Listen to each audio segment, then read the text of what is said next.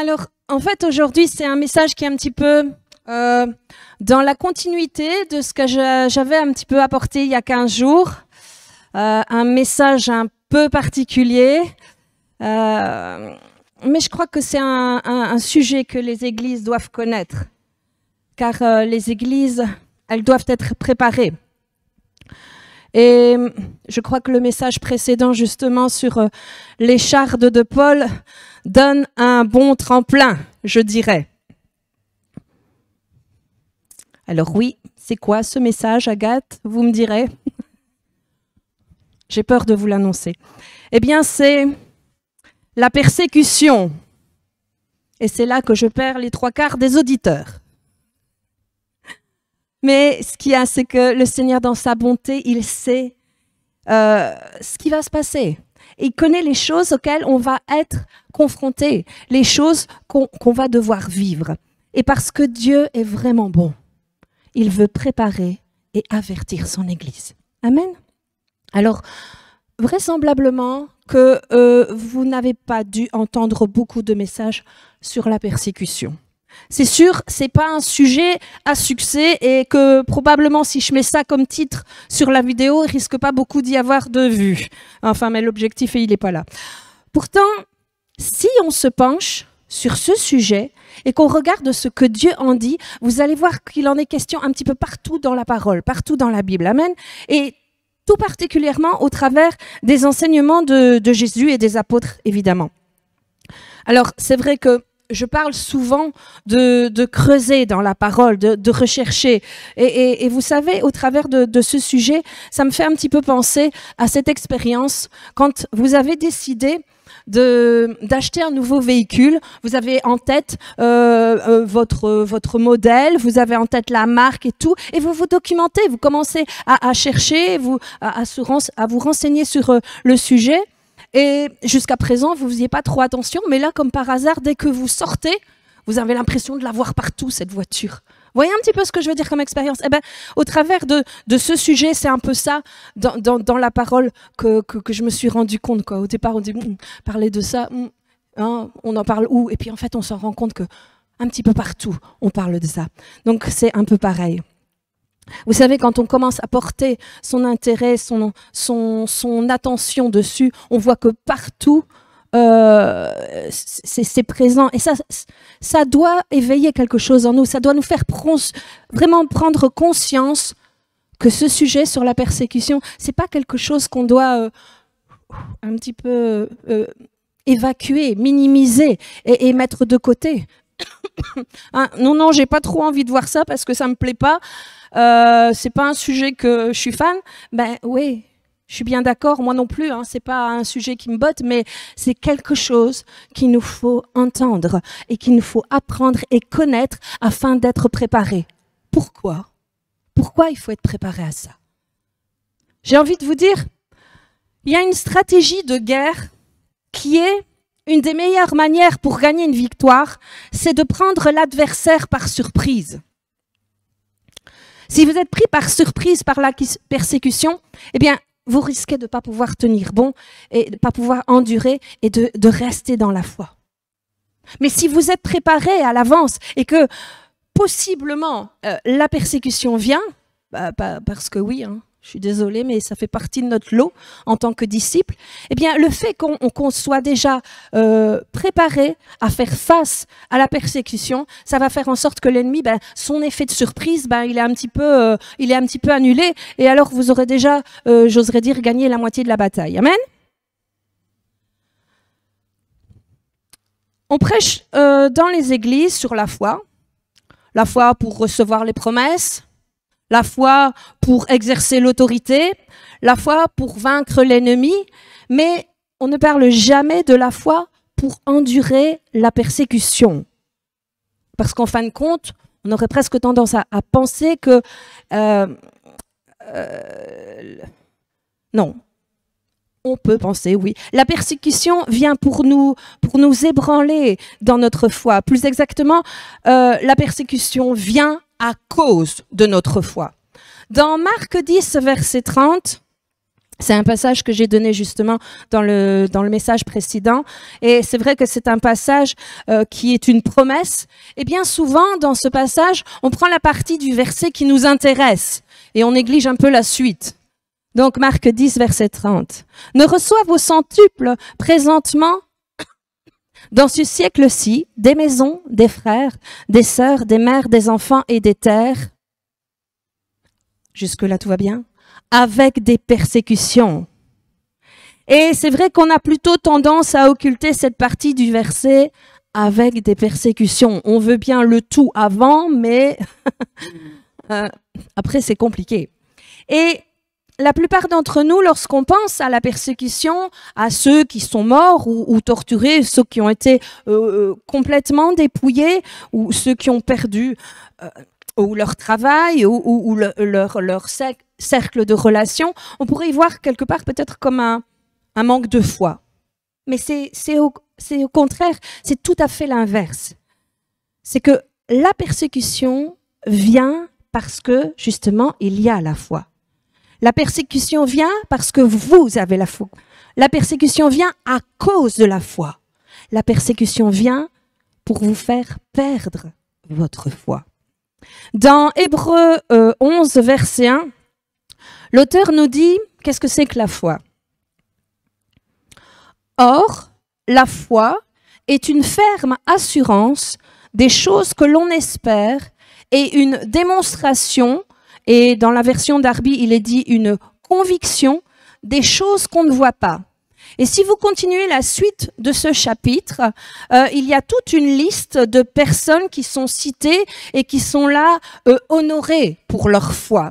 À la suite de ce passage, on y voit Abraham, évidemment, le père de la foi, ainsi que Sarah, il y a Moïse, il y a Gédéon, et plein d'autres sont cités là pour leur foi et honorés pour leur foi.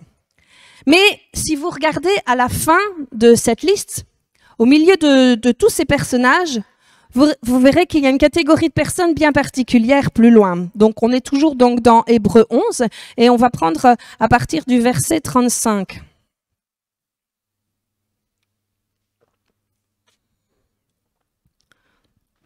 D'autres furent livrés au tourment et n'acceptèrent point de délivrance afin d'obtenir une meilleure résurrection. D'autres subirent les moqueries et le fouet, les chaînes et la prison. Ils furent lapidés, sciés, torturés. Ils moururent tués par l'épée. Ils allèrent çà et là vêtus de peau de brebis et de peau de chèvre, dénués de tout, persécutés, maltraités. Eux, dont le monde n'était pas digne, errant dans les déserts et les montagnes, dans les cavernes et les antres de la terre. Vous avez un petit peu remarqué ce qu'il est dit de ces personnes au verset 38, que le monde n'était pas digne d'eux. Et là, Dieu les honore. Et il finit cette liste en disant, mais il y a encore ceux-là, ceux qui sont morts et qui ont subi la torture, on leur a tout pris à cause de leur foi. Donc, nous savons que, oui, la persécution n'est pas un manque de foi et qu'au contraire, c'est parce que vous avez la foi, vous avez une foi qui est forte, que l'ennemi va essayer de vous intimider et de vous faire lâcher prise et afin que vous abandonniez votre foi. C'est pour cela que Jésus, tout au long de ses enseignements, a parlé de la persécution, mais en profondeur. Il en a parlé constamment au travers de tous les évangiles, vous pouvez le constater. On va voir d'ailleurs dans Matthieu 24, versets 9 à 13, dans la version Darby. Il parle là des persécutions et de la fin des temps. Alors, ils vous livreront pour être affligés. Et dans la version Louis II, il est dit « livrés au tourment ». Et ils vous feront mourir et vous serez haïs de toutes les nations à cause de mon nom. Et il parle là des signes de la fin des temps et des signes de cette fin des temps. Un des signes de la fin des temps, c'est justement cette persécution. Et je sais pas, mais mes amis, vous savez qu'on est dans ce temps, hein, n'est-ce pas? On est dans ce temps de la fin des temps, justement. Et Jésus, alors, nous avertit et nous dit de faire attention, d'être en alerte et de savoir et de connaître qu'on est dans cette fin des temps et qu'on doit être, on doit être réveillé, on doit être en éveil et sobre. C'est pour ça que Jésus, régulièrement, et partout dans les évangiles, il avertit les disciples de la persécution. Et Paul en a parlé également. On voit dans 2 Timothée 3, verset 12. « Or, tous ceux qui veulent vivre pieusement ou dans la sainteté en Jésus-Christ seront persécutés. » Est-ce que vous voulez marcher d'une manière sainte? Est-ce que vous voulez être connu pour votre sainteté, votre façon de vivre, qui exprime et représente Dieu? Alors si vous voulez marcher de cette manière, vous serez persécutés. C'est bizarre à dire, mais c'est une promesse. Vous serez persécutés. Et Paul, dans 1 Thessaloniciens 3, versets 1 à 4, nous avertit encore des persécutions. Écoutez ce qu'il dit. « C'est pourquoi, impatients que nous étions, et nous décidant à rester seuls à Athènes, nous envoyâmes Timothée, notre frère, ministre de Dieu pour l'évangile de Christ, pour vous affermir et vous exhorter au sujet de votre foi, afin que personne ne fût ébranlé au milieu des tribulations, des persécutions présentes. Car vous savez vous-même que nous sommes destinés à cela. Et lorsque nous étions auprès de vous, nous vous annoncions d'avance que nous serions exposés à des tribulations, persécutions, comme cela est arrivé et comme vous le savez. » Restez, vous allez voir, il y a une bonne suite. Paul l'a averti afin de nous préparer. Il nous dit d'abord, savez-vous que vous êtes destinés à cela? Et ensuite il dit, je vous écris et je vous avertis pour vous affermir, pour vous préparer, pour vous encourager. Et aujourd'hui, c'est ça le but de ce message. Et même si ça semble difficile à recevoir, c'est pour vous encourager et vous préparer, pour vous affermir. C'est pour ça que Jésus également l'a enseigné à maintes reprises aux disciples. On voit dans Jean 15, versets 18 à 20. Si le monde vous hait, sachez qu'il m'a haï avant vous. Si vous étiez du monde, le monde aimerait ce qui est à lui. Mais parce que vous n'êtes pas du monde et que je vous ai choisi du milieu du monde, à cause de cela, le monde vous hait. Souvenez-vous de la parole que je vous ai dite. Le serviteur n'est pas plus grand que son maître. Si ils m'ont persécuté, ils vous persécuteront aussi. Et on voit un chapitre plus loin dans Jean 16, verset 1, Jésus dit, « Je vous ai dit ces choses afin qu'elles ne soient pas pour vous une occasion de chute. » C'est-à-dire, je vous y ai préparé et dit tout cela afin que vous tombiez pas, afin que vous ne chutiez pas. Et dans le verset 33 du même chapitre 16, il est dit, donc Jean 16, verset 33, « Je vous ai dit ces choses afin que vous ayez la paix en moi. Vous aurez des tribulations, des persécutions dans le monde, mais prenez courage, j'ai vaincu le monde. » Donc on voit que Jésus et ainsi que Paul veulent nous préparer, veulent nous encourager, nous affermir dans la foi. Et Jésus a partagé ça souvent. Il disait, ils vont vous persécuter à cause de mon nom. Et vous pourrez constater que la plupart des gens dans le monde n'aiment pas qu'on parle de Jésus, n'aiment pas qu'on prononce le nom de Jésus. Vous avez toujours des réactions. Et parce que le nom de Jésus, ça offense. Regardez la réaction des pharisiens. On voyait ça dans Acte 4, verset 17, il ne faut pas prendre. Donc, après avoir persécuté les disciples, les religieux de l'époque, donc les pharisiens, ils ont dit surtout ne parlez plus, ne prononcez plus ce nom. Ils n'arrivaient même pas à le dire tellement c'était trop fort pour eux, ça les troublait, ça les offensait, ça leur faisait peur. nous serons persécutés aussi à cause du message de la grâce. Parce que savoir que vous allez aller au ciel, non pas parce que vous êtes une bonne personne, non pas parce que vous avez tout bien fait et que vous le méritez, mais que c'est une grâce, grâce au sacrifice de Jésus à la croix. Paul nous dit que ce message de la grâce, ce message de la croix va offenser les gens religieux. Et c'est pour cela que lui-même, il a été persécuté plus que quiconque. Hein. Et ce message de la grâce et de la croix offense les gens. Et vous serez persécutés à cause de votre foi et à cause de cette parole, à cause de ce message. On avait vu précédemment dans le message sur la parabole du semeur, ce petit passage justement dans Marc 4, verset 17, comme quoi même les religieux qui pensent savoir, ils savent plus recevoir. Mais ils n'ont pas de racines en eux-mêmes. Ils manquent de persistance. Et dès que survient une tribulation ou une persécution à cause de la parole, ils y trouvent une occasion de chute.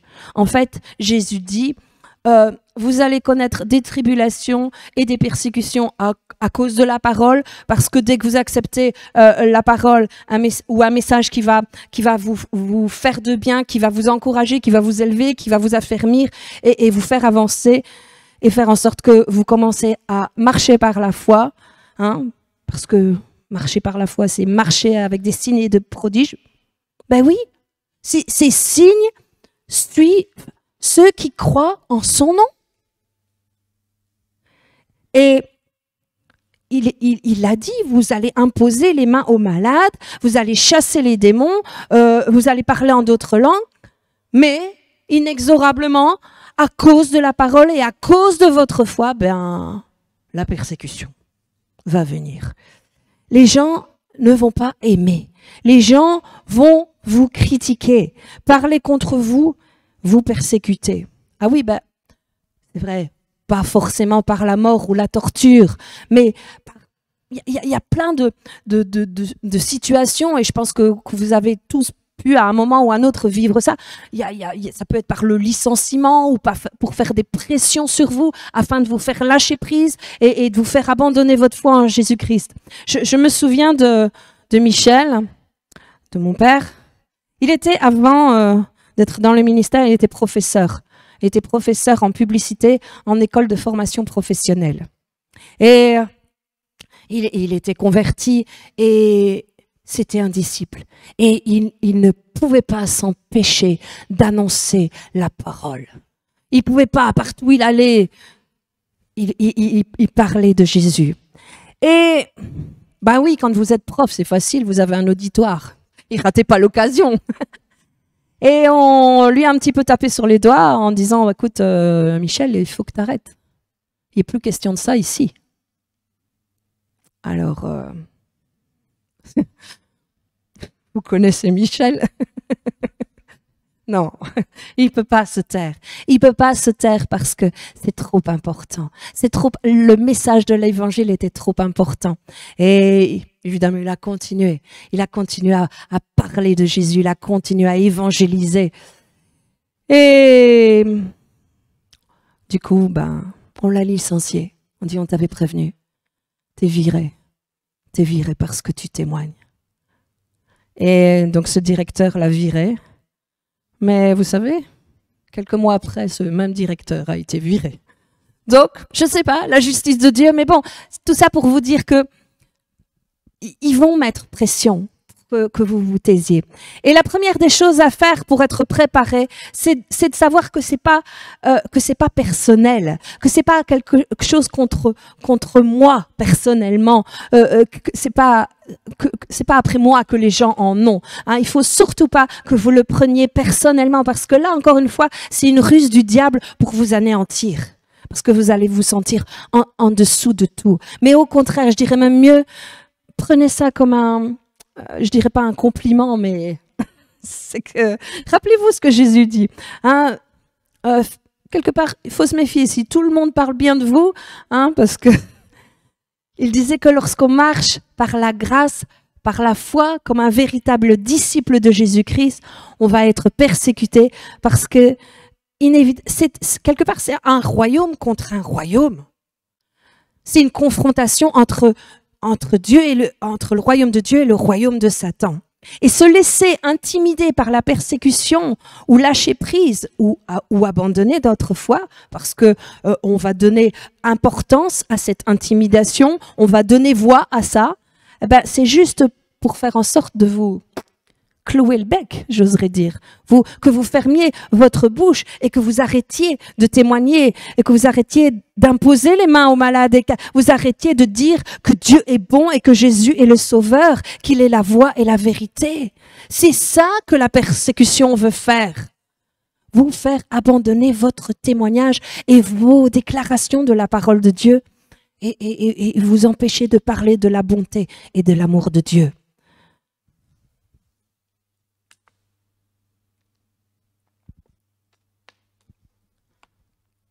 Il faut faire attention là de pas se sentir un peu touché là. Ouh là, bon là je crois que je vais plus parler parce que j'ai assez morflé, j'en ai déjà pris plein là, donc je vais plus rien dire. Et je vais me tenir à carreau, je vais me tenir peinard là dans mon coin. Bah ça, c'est abandonner votre foi. C'est reculer, c'est donner écho, donner voix et réagir à cette intimidation. Et alors là, l'ennemi a gagné. Et si vous restez dans votre petit coin et que vous refusez de témoigner, que vous refusez de tenir bon dans la foi, plutôt que de continuer encore plus fort et témoigner, à prier, à dire tout ce que Jésus est et qu'il est le Sauveur et le Seigneur, si vous restez dans votre petit coin, dans votre zone de confort et que vous ne parlez plus, l'ennemi a gagné. Alors non. Non. On doit non seulement ne pas nous laisser intimider par cette persécution, mais on doit faire comme les disciples, ils ont fait. Vous savez, lorsque les disciples ils ont été persécutés, qu'ils ont été battus, qu'ils ont été mis en prison, ils sont revenus, et on va voir dans quel état ils sont revenus. On va prendre ça dans Actes 5, verset 41. Ils sont revenus en se réjouissant. Donc, Actes 5, verset 41. Les apôtres, donc, ils se retirèrent de devant le Sanhédrin, joyeux d'avoir été jugés dignes de subir des outrages pour le nom de Jésus.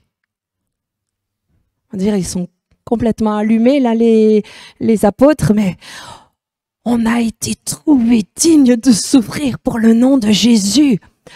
On a été comptés dignes de souffrir pour l'Évangile. On a été vus dignes.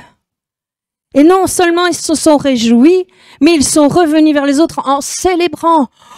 Je dirais pas, on a été persécutés, mais ils se disent, mais ça veut dire qu'on est quelque chose.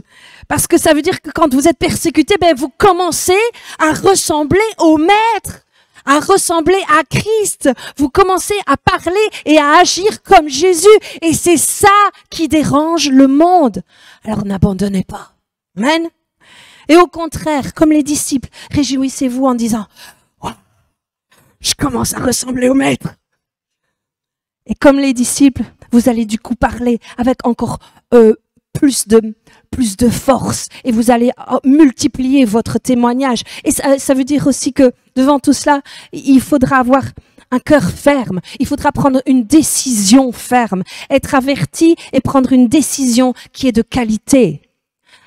J'ai parlé de ça il y a quelque temps, un petit peu comme Daniel. Vous savez, on en a déjà parlé on va prendre d'ailleurs dans Daniel 1, verset 8 dans la version Summer. Donc on a Daniel, vous voyez ce tout jeune homme qui a été déporté vers Babylone, complètement arraché à ses habitudes, à sa famille et tout ça.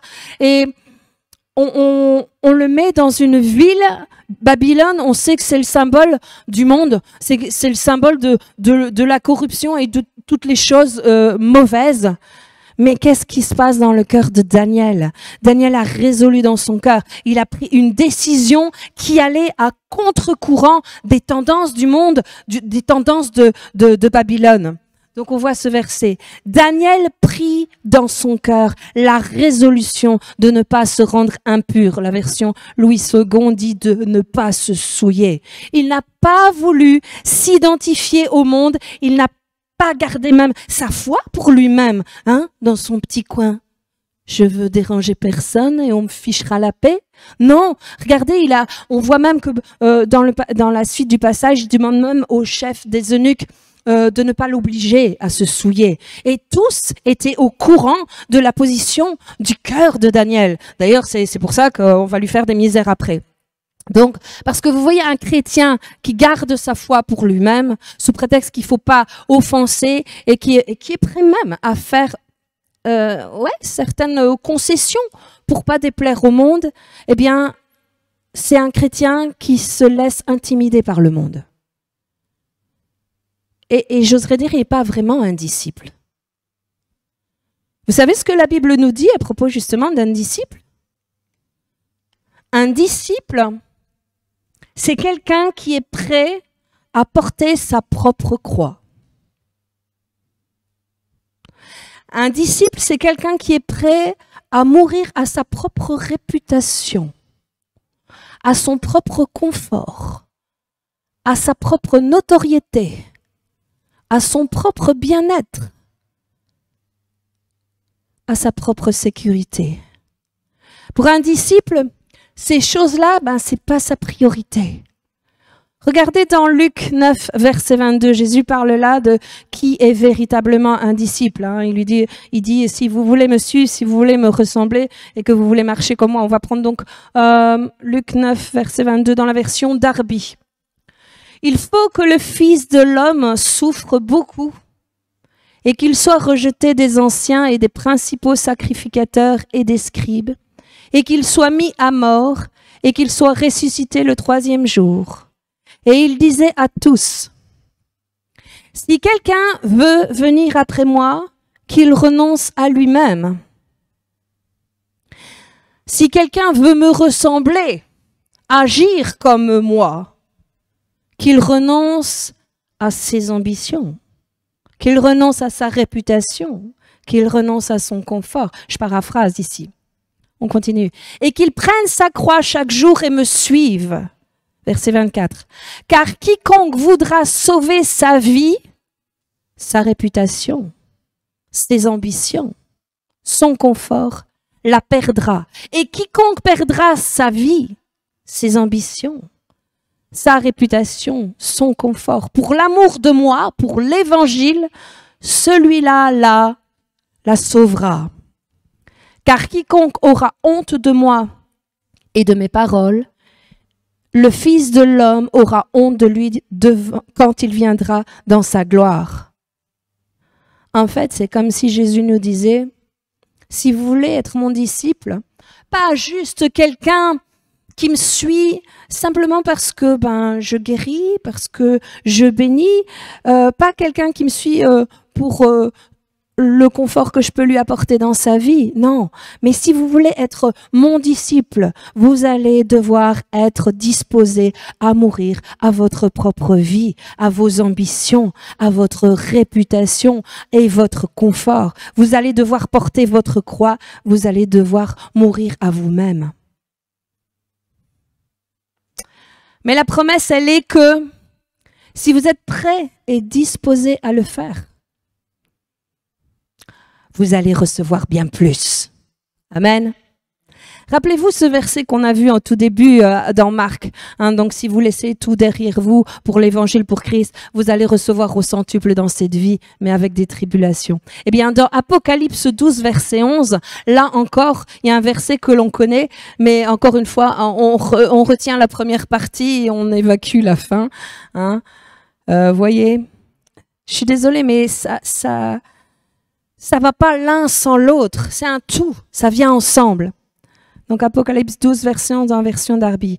Et eux, donc ces chrétiens, l'ont vaincu à cause du sang de l'agneau et à cause de la parole de leur témoignage.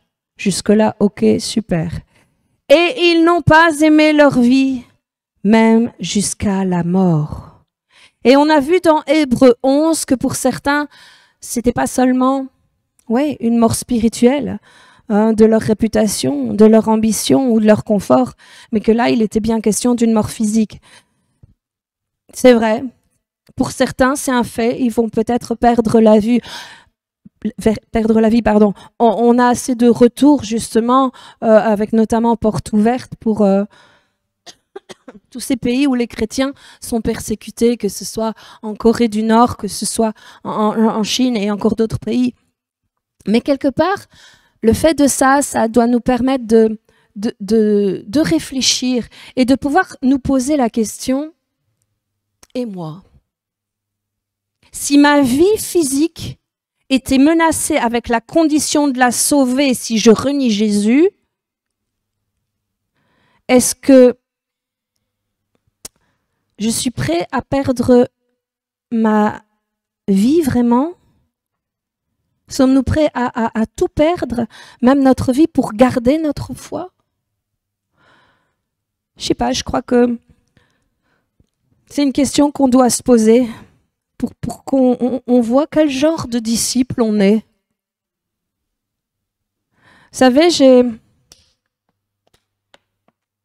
entendu un petit témoignage justement dans un pays où les chrétiens sont persécutés, où les églises sont persécutées, et je ne veux pas dire une bêtise, mais je crois que c'était en Chine. Et ils avaient une assemblée, donc une église avec des chrétiens dedans, et puis tout d'un coup, il y a l'armée qui a débarqué dans l'église avec armes au poing et tout ça. Et ils savaient pas trop ce qui allait leur arriver. Ils étaient quand même pris par surprise là, et ils étaient un petit peu dans la panique. Et puis l'armée a pris toutes les Bibles, les ont jetées par terre et ils les ont tous mis contre un mur de l'église, et ils ont mis au milieu toutes les Bibles et ils ont dit voilà, maintenant vous allez marcher sur les Bibles, et le fait de marcher sur les Bibles, ça veut dire que vous reniez votre foi. Et certains ont traversé la pièce, ont marché sur la Bible, et c'était le signe qu'ils reniaient leur foi. Et donc ils ont été écartés. Et puis après, l'armée elle dit, y en a qui restaient, qui ne voulaient pas. Et ils se sont dit, nous on reste, on va mourir. Et quand plus personne n'a traversé pour marcher sur les Bibles, ils se sont dit, qu'est-ce qui va se passer? Et puis là, l'armée a dit, maintenant, vous voyez les véritables chrétiens. Et ils sont partis. Ça fait une sacrée sélection. Hein? Et moi, je crois que c'est vrai qu'il faut pouvoir réfléchir quel genre de chrétien je suis, quel genre de disciple je suis. Et bien entendu que le cas de la mort physique ne sera pas le lot de tout le monde, évidemment, mais je crois qu'il faut y réfléchir. Et on voit Pierre, notre Pierre, qui a proclamé au moment, oh oui, moi, je te suivrai jusqu'au bout, Seigneur, je t'abandonnerai jamais, j'irai avec toi jusqu'à la croix, moi je t'abandonnerai pas, je te laisserai jamais, moi je vais mourir pour toi. Et en fin de compte, qu'est-ce qu'on voit? On sait très bien ce que Pierre a fait lorsque ces moments se sont présentés. Il s'est planté misérablement. Alors, on ne doit pas marcher dans ce genre de présomption et cette forme de fierté et d'orgueil, parce qu'on ne sait pas vraiment si on va pouvoir tenir bon jusqu'au bout et sans lâcher prise. Mais il y a une chose qu'on peut faire et que l'on doit faire. c'est de prier et de demander à Dieu que le Saint-Esprit nous aide. C'est ce que Jésus a dû faire. C'est ce que Jésus a dû faire quand il était dans le jardin de Gethsémani. Jésus a prié toute la nuit parce qu'il savait ce qui arrivait et il ne voulait pas lâcher prise. Il ne voulait pas abandonner. Il ne voulait pas céder devant les choses auxquelles il allait faire face. Il y avait tout cet effroi, il y avait la peur, il y avait la souffrance, il y avait l'humiliation. Il allait être abandonné du Père. Tout ça, il le savait très bien. Jésus le savait et il savait qu'il fallait traverser tout ça. Alors, qu'est-ce qu'il a dû faire? Il a dû prier. Et s'il est notre modèle, on va pas s'en sortir mieux devant la persécution. Nous avons besoin de prier. C'est ce que nous devons faire. Nous devons prier pour préparer notre cœur et dire, Seigneur, c'est impossible de savoir pour moi comment je vais réagir, comment je vais faire lorsque je serai confrontée à des persécutions ou mourir. Mais Seigneur, je veux préparer mon cœur et ma volonté, tout comme Jésus l'a fait. Luc 22, verset 42. Regardez ce que Jésus a dit.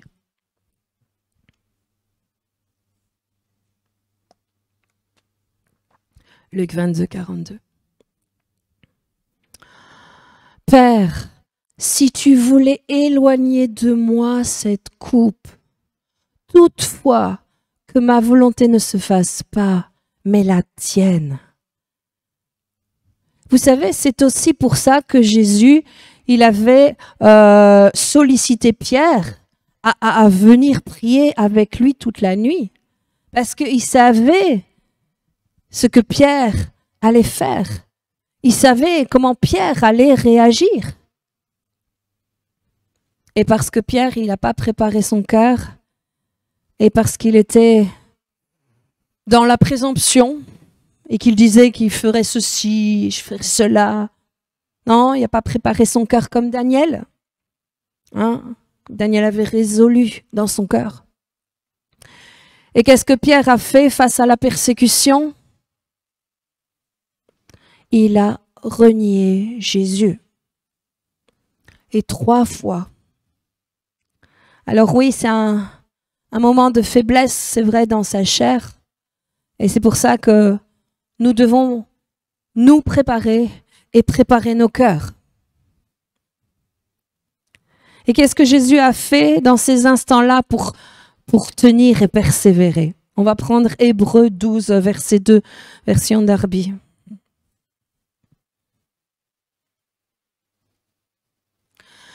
Fixant les yeux sur Jésus, le chef et le consommateur de la foi, lequel, à cause de la joie qui était devant lui, a enduré la croix, ayant méprisé la honte. Comment Jésus a pu confronter toutes ces souffrances? La croix, la torture, l'abandon du Père, la mort. Parce qu'il a continuellement gardé la joie de pourquoi est-ce qu'il le faisait, pourquoi il endurait la persécution. Parce qu'il savait qu'à l'autre bout de la persécution, à l'autre bout de la mort qu'il allait vivre, il y allait avoir la gloire. Amen. Il y allait avoir vous, il y allait avoir moi et tous ceux qui ont accepté Jésus. Il y allait avoir la résurrection. Jésus savait. Jésus savait. Et il a gardé son regard fixé sur ça, sur cet objectif-là, parce que ça en valait la peine. Parce que de l'autre côté, et au-delà de toutes ces souffrances, et au-delà de la persécution de l'autre côté, de ce que l'ennemi allait faire, il y avait la gloire. Et si vous tenez bon de l'autre côté, il y a la gloire de Dieu. Amen. Pour le vrai disciple qui est prêt à porter sa croix, à je sais pas si c'est très français, mais se dénier soi-même, hein, aller jusqu'au bout, pour certains même jusqu'à la mort physique, quand vous vous abandonnez, dire non, l'objectif, moi, de l'autre côté, il y a la gloire. Et c'est vrai qu'on veut voir la gloire. C'est vrai, on le demande, on le chante. Et on a tous envie de voir cette gloire. On veut tous expérimenter la gloire. Mais pour ça, il y a un prix attaché à cette gloire. Et le prix et le coût de la gloire, c'est d'être ceux qui font partie des véritables disciples, qui sont prêts à porter la croix, à se dénier soi-même, à abandonner leur confort, leur zone de confort, abandonner leur réputation, leurs propres ambitions pour l'Évangile, pour le nom de Jésus, pour le message de la grâce et de la croix, pour la parole de Dieu, et garder la foi en Jésus-Christ. Et vous savez, cette gloire, elle est tellement puissante. Et c'est ce qu'on doit garder devant nos yeux. Hein? D'un côté, c'est vrai, il y a la persécution, les souffrances, et de l'autre côté, il y a un tel poids de gloire, une gloire extraordinaire. On ne sait pas quel genre de souffrance on pourra connaître, c'est vrai. Hein? Mais déjà, se dénier soi-même, accepter de perdre notre réputation, notre confort et nos ambitions. Tout ça pour l'Évangile. Parce que de l'autre côté, il y a cette gloire. L'honneur que Dieu va donner. Dieu va nous élever et nous faire connaître cette gloire et cette puissance. C'est ce que Paul a dit à la fin de sa vie dans Philippiens 3, verset 10. Il avait été persécuté comme jamais, plus que n'importe qui. Et j'en ai parlé dans mon message précédent, mais regardez ce qu'il déclare donc dans Philippiens 3, verset 10. Afin de connaître Christ et la puissance de sa résurrection. Ben oui, on veut tous connaître Christ intimement et on veut aussi connaître cette puissance de résurrection. Mais comme j'ai déjà dit, ça a un prix et là, Paul nous le révèle, ce prix. C'est la communion de ses souffrances en devenant conforme à lui dans sa mort. Et bien sûr ici que les souffrances dont il parle, ce n'est pas la maladie ou la pauvreté. Non, parce que ça a déjà été payé par Jésus. Amen, sur la croix. Ce n'est pas de ces souffrances-là que je parle. Mais la souffrance que nous endurons en tant que disciples, en tant que chrétiens, c'est-à-dire d'être persécutés, d'être rejetés, d'être abandonnés, d'être moqués, d'être tourmentés, d'être licenciés. Et c'est vrai que dans certains endroits, ben oui, c'est la torture et voire même mourir pour l'Évangile. Mais vous savez, c'est ça notre appel en tant que disciples. Je sais que c'est pas le genre de message que vous avez envie d'entendre et qui n'est pas facile à digérer. Hein, mais je crois qu'on a vraiment, on en a besoin, car le jour où on va faire face à des persécutions, vous saurez.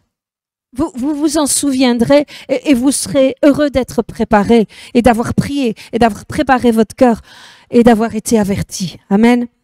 Mais je voudrais quand même vous dire que Dieu ne va pas permettre au-delà de ce que vous ne puissiez supporter.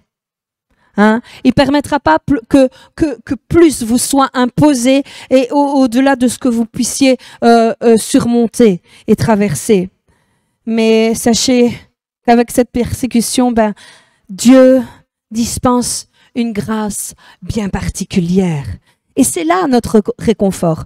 C'est vrai que on n'a pas vécu les persécutions de Paul, les lapidations, la prison, les 39 coups de fouet et tout ça.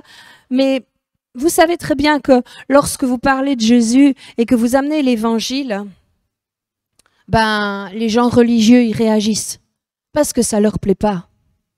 Vous savez, j'ai encore pu le voir récemment.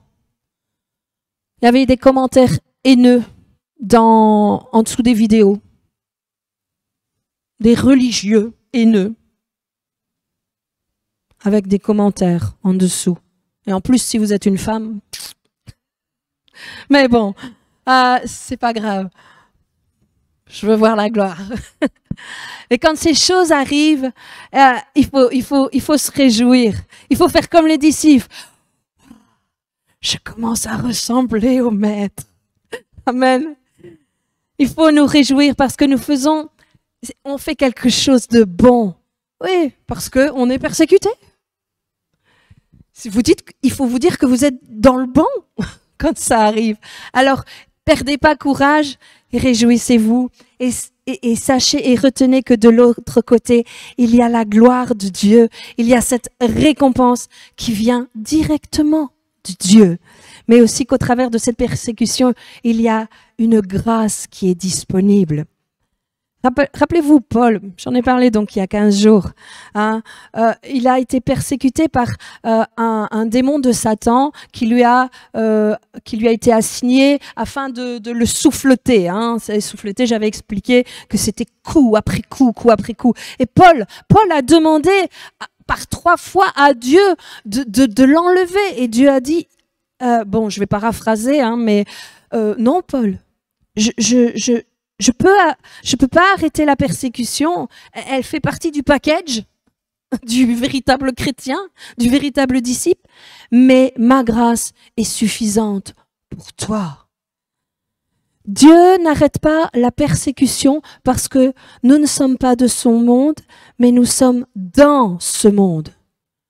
Comme Jésus a dit, hein, des brebis parmi les loups. Et il y a 2 royaumes, hein, le royaume des ténèbres qui va contre le royaume de Dieu. Et la persécution fait partie de ce monde, car le monde n'aime pas et ne veut pas Jésus. Mais tout comme Dieu l'a dit à Paul, j'ai une grâce particulière pour toi devant cette persécution. Une grâce pour te fortifier et pour t'aider. Je prends. 2 Corinthiens 12, verset 9. Il m'a dit, ma grâce te suffit, car ma puissance s'accomplit dans la faiblesse. Et on va voir plus loin dans 2 Timothée 2, verset 1. Paul, il encourage Timothée, son fils spirituel. Toi donc, mon enfant, fortifie-toi dans la grâce qui est en Jésus-Christ.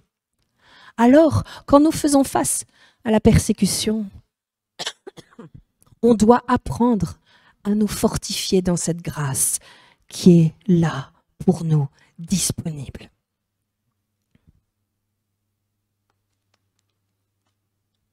Alors vous me direz, comment activer cette grâce et se fortifier et se fortifier dans cette grâce? Pardon. Premièrement, je pense qu'il est important d'être humble devant Dieu, de retirer de nous toute présomption. On ne doit pas être comme Paul. Ah, moi je ferai, moi je. J'ai déjà entendu des gens qui prient, oh Seigneur, je ne t'abandonnerai jamais. Seigneur, je ferai ça et ça pour toi, Seigneur. Et puis à la première persécution, on les a plus vus. Donc, ne pas être dans cette présomption, parce que ça c'est l'orgueil. Mais on doit reconnaître notre incapacité à savoir comment on va agir et comment on va réagir. Alors Seigneur, oui. Donne-moi ta grâce, donne-moi la force, fortifie-moi dans mon être intérieur. J'ai besoin de toi. Je peux rien faire sans toi. Et sachons que Dieu vit en nous et que nous sommes dépendants de lui. Amen. Vous voyez, on doit voir cette persécution comme une belle opportunité de dépendre de Jésus, de dépendre de Dieu. 2 Corinthiens 12, verset 10. C'est ce que Paul dit.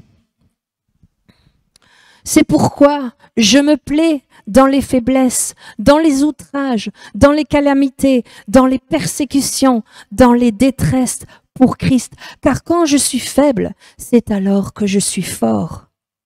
Si vous voulez connaître la force de Dieu, la gloire de Dieu, elle vient quand vous êtes dans l'instant de faiblesse, au moment où vous êtes persécuté et que vous vivez ça. Les outrages, les calamités, les persécutions. C'est une opportunité pour dépendre de Dieu et pour voir sa gloire. Et j'ai envie de dire, tout comme Jésus, ne fixez pas vos yeux sur le persécuteur, ni sur la persécution, ou tout ce que vous pouvez ressentir, tout ce qui vous touche, que ce soit l'offense, l'humiliation. Ne fixez pas vos yeux sur vous-même, mais fixez-les sur Dieu. Et comme Paul en prison, hein, on en a parlé, hein, c'est pour ceux qui veulent le lire, c'est dans Acte 16, verset 27. Ouais, je sais, c'est plus facile à dire qu'à faire, mais c'est un moment pour louer Dieu et l'adorer. Et je sais que de prime abord, c'est pas ce qui nous passe tout de suite par l'esprit. Mais regardez Paul, quand il était dans cette prison et qu'il a vu cette puissance de résurrection, et c'était incroyable. Et Dieu, il veut aussi qu'on voit cette puissance. Et moi, je la veux. Moi, je veux voir ce genre de réveil. Et plutôt que de choisir à regarder à lui-même, Paul, hein, il avait mis l'occasion de se plaindre, il avait été fouetté, il était là avec les enchaînés aux pieds et tout. Mais il n'a pas regardé à ce qu'il ressentait, à sa souffrance, à sa posture, à l'endroit où il était et que tout s'écroulait. Non, il a trouvé cette occasion en disant, je te rends gloire, ô Dieu. Et vous savez, à ce moment-là, il a connu la gloire de Dieu d'une façon extraordinaire. Et il s'est passé un tremblement de terre incroyable. Enfin, vous connaissez le passage, je ne vais pas vous réunir. Tout a été ébranlé, toutes les portes se sont ouvertes, les chaînes sont tombées et personne n'a quitté la prison. Il n'y avait pas que Paul, il y avait d'autres, il y avait des prisonniers. Ils étaient tous pourtant avec leurs portes ouvertes et leurs pieds déliés. Pourquoi personne n'a quitté la prison? Pourquoi? Eh bien parce que la gloire de Dieu, elle était là. Ils étaient tous scotchés, cloués par la gloire de Dieu dans ce lieu. Ils ne voulaient pas quitter parce que c'est quelque chose, quand on le connaît, quand on connaît cette présence divine de la puissance et de la gloire de Dieu, mais vous n'avez pas envie de broncher, vous voulez la vivre jusqu'au bout. Et ça, c'est pour nous. On veut connaître la gloire. Eh bien, elle vient souvent au travers des persécutions. Alors, on doit choisir de retirer nos regards de nous-mêmes et de voir comme une opportunité pour commencer à louer le Seigneur. Mais surtout, l'important là, c'est de marcher par la foi. Ce qui veut dire ne pas commencer à écouter nos ressentis, nos sensations, nos émotions, ce que notre cœur ou notre corps nous dit. Oui, parce qu'il risque de hurler à l'injustice, hein. Nos yeux risquent d'être effrayés. Tous nos 5 sens, en fait, ils vont vouloir crier à ce moment-là. Mais on ne doit pas marcher par la vue, ni par nos 5 sens, mais on doit choisir de marcher par la foi. Et en sachant et en vous rappelant tout ceci, en vous rappelant que oui, il y a des souffrances pour un moment, mais que de l'autre côté, il y a de la joie, il y a de la puissance, et il y a de la gloire. Choisissons de marcher par la foi, par la conviction de foi qui vient de cette parole de Dieu.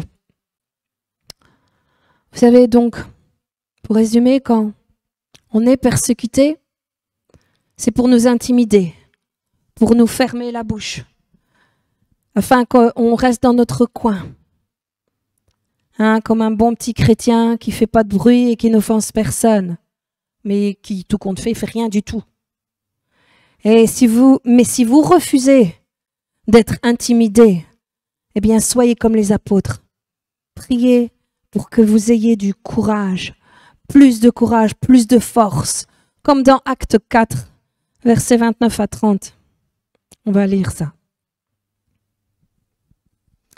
Et maintenant, Seigneur, considère leurs menaces et donne à tes serviteurs d'annoncer la parole avec une pleine hardiesse, en étendant ta main afin qu'il se fasse des guérisons, des miracles et des merveilles par le nom de ton saint Fils Jésus. Ils ont demandé du courage afin d'aller encore plus loin et plus fort. Et voyez la suite après avoir prié comme ça. Acte 4, verset 31. Lorsqu'ils eurent prié, le lieu où ils étaient rassemblés trembla et ils furent tous remplis du Saint-Esprit, et ils annonçaient la parole de Dieu avec hardiesse. Encore une fois, la gloire de Dieu, elle est venue. Lorsque nous sommes au cœur de la persécution, c'est le moment de louer le Seigneur et de prier en langue, et on devrait constamment être remplis du Saint-Esprit, comme l'a dit Paul dans Éphésiens 5, versets 15 à 18, dans la version Darby.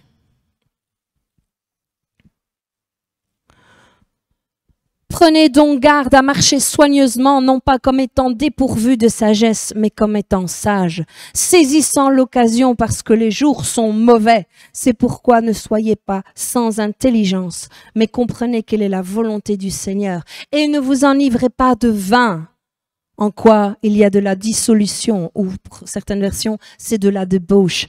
Mais soyez remplis de l'esprit, vous entretenant par des psaumes, et des hymnes et des cantiques spirituels, chantant et psalmodiant de votre cœur au Seigneur. Et croyez-moi, avec le Saint-Esprit, vous allez pouvoir traverser toutes sortes de persécutions, toutes sortes d'outrages. Peu importe ce qui se passe, vous dépasserez cela. Comme l'eau qui glisse un petit peu sur le plumage des canards. Et j'avais déjà parlé du rapport que Paul fait là en disant ne vous enivrez pas de vin, mais soyez remplis de l'esprit. Et j'avais expliqué que ça pouvait être un parallèle avec cette personne quand elle est ivre. Ils ne se rendent même plus compte. On leur donne des coups. Ils sont tellement loin dans l'ivresse qu'ils se rendent même pas compte qu'on leur fait du mal. Et là, c'est un petit peu ce que veut dire Paul en disant mais non, pas le vin, mais le Saint-Esprit, et vous allez avoir une efficacité. Ces choses-là vont vous couler dessus. Vous n'allez pas être affecté par ça. C'est ça que ça veut dire. Donc, cela ne vous atteindrait pas parce que vous serez remplis de l'esprit. Vous ne serez pas affectés par cela. Et je voudrais terminer avec ceci, parce que je vois que le temps avance. Pourquoi est-ce que Paul a prié et a demandé à Dieu de lui enlever cette écharde, cette persécution, et que Dieu, en d'autres mots, lui a dit, je ne peux pas enlever la persécution, mais je peux te donner une grâce.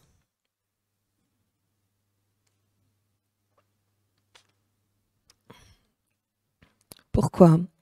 Parce que vous savez qu'on est désigné pour la persécution. Ça fait partie de notre lot. Jésus l'a dit. Pourquoi?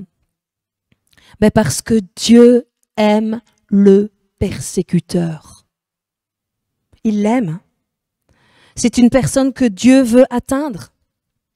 Et on peut choisir de le regarder, de le voir avec l'amour de Dieu. Parce que si on est rempli du Saint-Esprit, si on est rempli du Saint-Esprit, on est rempli de l'amour. Et nous pouvons affronter et confronter la persécution comme Jésus l'a fait. Ou comme Étienne, on en a parlé. Regardez ce que Jésus a dit dans Matthieu 5, verset 44. Mais moi, je vous dis, aimez vos ennemis, bénissez ceux qui vous maudissent, faites du bien à ceux qui vous haïssent et priez pour ceux qui vous maltraitent et qui vous persécutent. Si vous êtes remplis de l'esprit et de l'amour de Dieu, vous allez voir le persécuteur comme Jésus ou comme Étienne. Oui, parce que Dieu vous aime, mais il aime aussi le persécuteur. Et dans Luc 21, versets 12 à 13, il est dit « Mais avant tout cela, ils mettront les mains sur vous et vous persécuteront, vous livreront aux synagogues et vous mettant en prison. et vous menant devant les rois et devant les gouverneurs à cause de mon nom. Et cela sera pour vous une occasion de témoignage. C'est le même verset de conclusion que précédemment.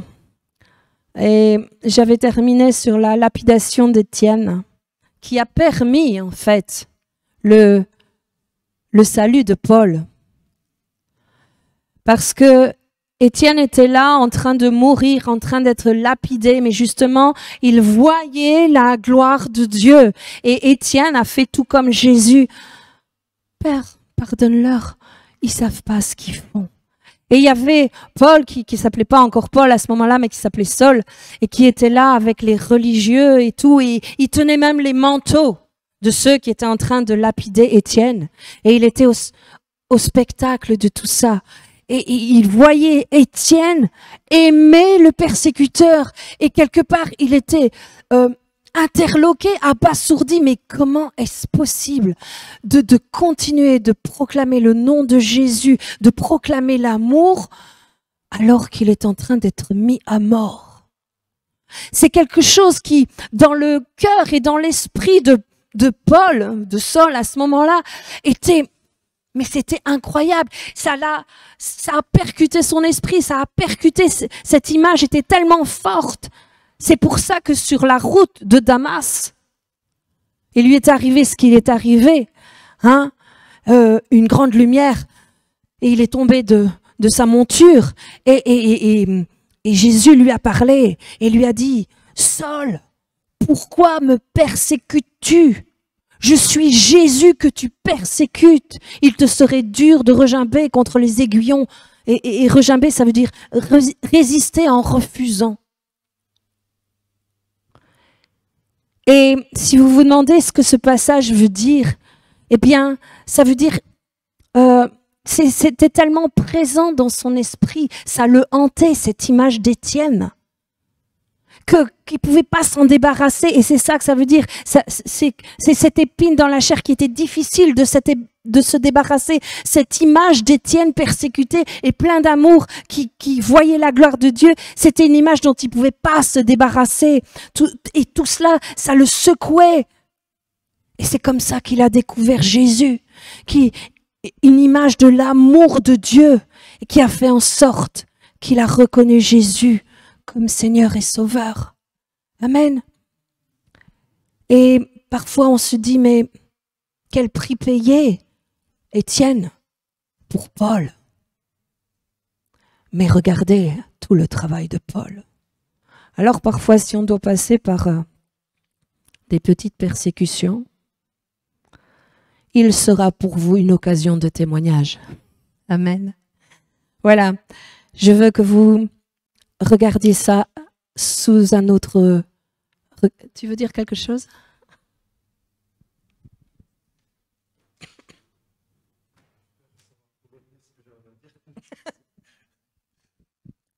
Non, mais c'est vrai que c'est pas le même...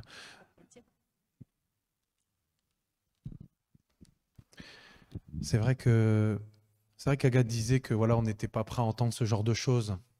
Parfois, on veut mettre ça de côté, mais justement, moi, je pense que tout ce qu'on est en train de vivre ici, dans nos vies, parce que c'est vrai que je parle déjà depuis un moment, justement, de s'attacher vraiment à la gloire à venir.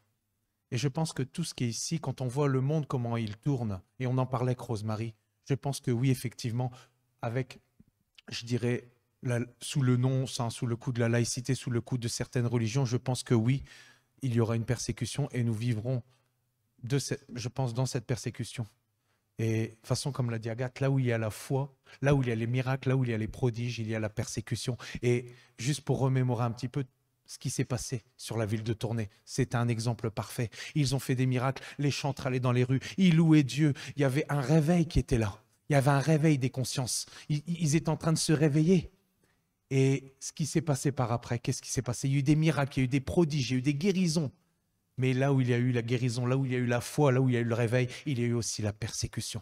Et même dans le ministère de Catherine Kuhlman, elle nous compte aussi qu'elle a eu un ministère extraordinaire par le Saint-Esprit, par les miracles et prodiges. Mais il y a eu aussi la persécution autour d'elle.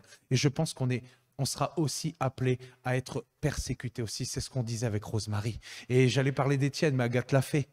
Ce que nous devons garder en vue, c'est la joie qui nous est réservée, la gloire à venir.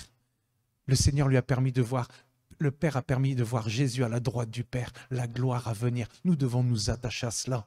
Et d'ailleurs, ce qui était même étonnant, et ce dont j'ai déjà parlé, c'est que quand on voyait les apôtres, quand on voyait les disciples, qu'ils étaient outragés, ils étaient frappés, ils étaient torturés, mis en prison, et ils se réjouissaient parce que c'était pour le nom de Jésus. Et je me dis, mais ils étaient fous. Mais c'est ça. Quand on possède le Saint-Esprit, on est limité par nos propres forces, on est limité par notre compréhension. Mais si c'est l'Esprit qui nous dirige, alors nous allons voir, nous allons faire, nous allons agir en fonction de ce que l'Esprit nous dit. Nous sommes limités. Et c'est vrai que sur le coup, prier pour un persécuteur ou se réjouir d'avoir été outragé ou frappé, c'est vrai que sur le coup, on est limité humainement de comprendre cela. Mais quand on est animé par l'Esprit de Dieu, alors moi, je pense que tout est possible. Tout est possible. Et ce qu'Agathe a amené aujourd'hui, je pense que c'est vraiment très important parce que ça nous prépare, ça prépare nos cœurs vraiment pour ce qui est en train de venir et pour que nous puissions tenir toujours ferme sur Christ, sur le roc. Amen. Voilà, c'est ce que je voulais dire. Ah ouais.